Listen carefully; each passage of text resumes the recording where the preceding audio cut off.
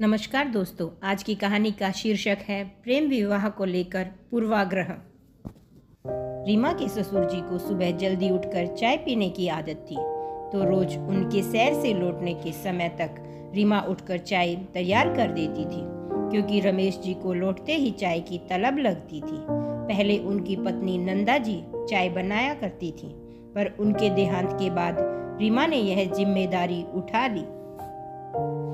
नंदा जी के चले जाने के बाद रमेश जी तो जैसे बुत ही बन गए थे, पर बेटे अनिल के साथ और बहू रीमा की निस्वार्थ सेवा भाव और अपनेपन से धीरे धीरे सामान्य होते जा रहे थे। आज जब सैर से लौटे तो सभी को सोता देख खुद चाय बनाने लगी। चाय के साथ साथ उनके विचारों में भी उबाल आना शुरू हो गया। रमेश जी शुरू से ही रीमा को पसंद नहीं करते थे और शादी के बाद बेटे से भी उनकी फोन पर बस औपचारिक बात हो जाया करती थी। उनके मन में प्रेम विवाह को लेकर यह पूर्वाग्रह बैठ चुका था कि प्रेम करने वाली सभी लड़कियां सिर्फ लड़के से प्रेम करती हैं, कभी भी वे उनके घर परिवार को नहीं अपनाती और बेटे को माँ बाप से दूर कर अलग दुनिया बसा लेती हैं। यही कारण था कि बेटे की शादी के बाद भी वह अपनी पत्नी नंदा के साथ अपने पैतृक घर में ही रहते थे। नंदा जी हमेशा बेटे बहू के पास जाकर रहने की जिद करती रहती, पर वे टस से मस न हुए। नंदा जी का जब भी मन करता वह 10-15 दिन अपने बेटे बहू के पास आकर रह जाती। नंदा जी बहुत ही सरल सुलझी हुई महिला थी। बच्चों की खुशी में खुश होने वाली नंदा जी जब पहली बार रीमा से मिली तो एक ही नज़र में उन्हें रीमा बहू के रूप में भा गई। बड़ी मुश्किलों के बाद वह रमेश जी को शादी के लिए मना पाई। रमेश जी मान तो गए, पर वे रीमा को कभी बहू के रूप में स्वीकार न कर पाई। नंदा जी हमेशा कहती, रीमा बहुत अच्छी लड़की है, शांत और सेवाभावी है, मेरे रहते उसे अपना लीजिए, क्योंकि मेरे जाने के बाद तो आपको अपने बेटे के पास ही रहना पड़ेगा। और हुआ भी वैसा ही। नंदा जी की हंसी में कही हुई बात सच हो गई। एक रात जिंदादिल नंदा जी के दिल ने साइलेंट अटैक के कारण अचानक से धड़कना बंद कर दिया। उस समय भी रीमा ने सब कुछ बड़े अच्छे ढंग से संभाला था। रमेश जी को अब इतने बड़े घर में अकेले छोड़ना संभव नहीं था, तो बेटा बहू उन्हें अपने साथ शहर में ले आए। बदले शहरी परिवेश, बेटे बहू की देखरेख और पोते का साथ पाकर और अपने उम्र के पड़ोसियों के सत्संग से धीरे धीरे रमेश जी सामान्य हो गए। अब उनका मन यहाँ लगने लगा था।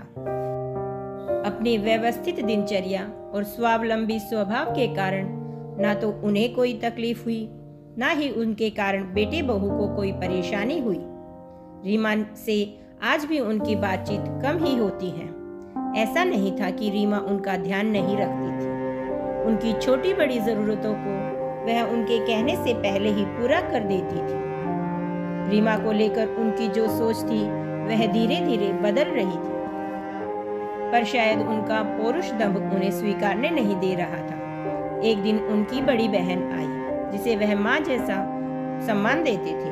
वह रमेश जी को समझाने लगी कि छोटे, रीमा तेरा एक बेटी की तरह ध्यान रखती है और तुम हो अपनी ही अकड़ में जिए जा रहे हो।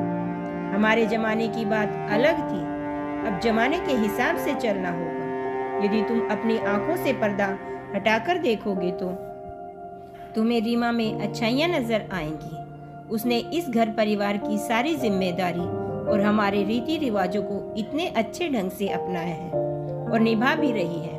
और क्या गारंटी है कि हम अपनी पसंद की लड़की चुनते तो वह अच्छी ही निकलती।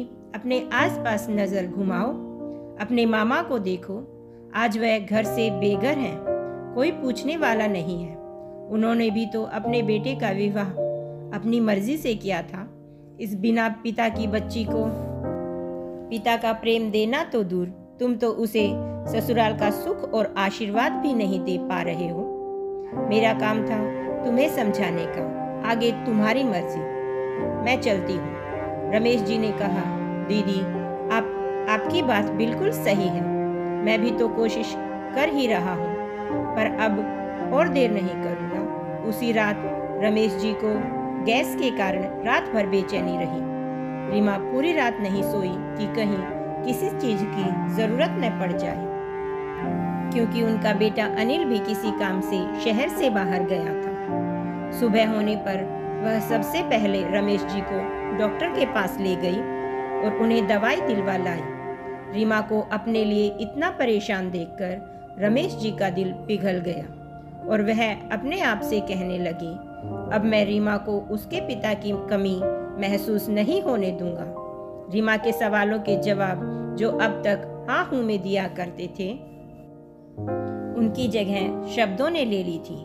वे कभी कभार रीमा से बात भी कर लेते थे, कभी खुद ही पूछ लेते थे कि बाजार से कुछ लाना तो नहीं। रीमा भी धीरे धीरे उनसे खुलने लगी। संकोच की जगह सौहार्द ने ले ली। यादों के गलियारे में सैर करते करते रमेश जी की चाय बनकर तैयार हो गई। उन्होंने चाय मेज पर रखकर सभी को आवाज दी। रीमा ने जैसे ही ससुर जी की आवाज सुनी तो वह नींद से जागी और हड़बड़ाती हुई किचन की ओर जाने लगी। सॉरी पापा जी, आज आपकी चाय में देर हो गई।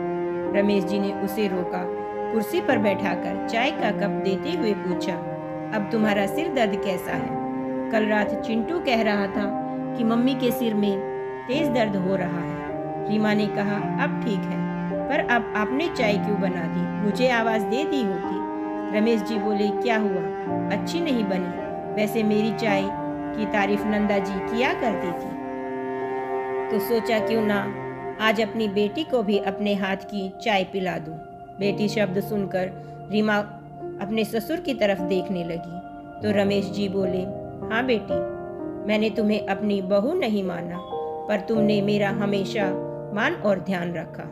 मेरे मन में बैठी हुई संकीर्ण विचारधारा को तुमने तोड़ दिया। नंदा जी के जाने के बाद तो मैंने जीवन जीने की आस ही छोड़ दी थी, पर तुम लोगों ने मुझे नई जिंदगी दी है, जहां नंदा जी तो नहीं है, पर फिर भी मैं अपनी जिंदगी में खुश हूँ। अनिल बोला, पापा अब सुबह सुबह रुलाएंगे क्या? रमेश जी रीमा को और अनिल दोनों को गले लगा देते हैं। दोस्तों, कहानी कैसी लगी कमेंट करके बताना। यदि पसंद आए तो चैनल को सब्सक्राइब, लाइक और शेयर कर सकते हैं। देखने के लिए धन्यवाद।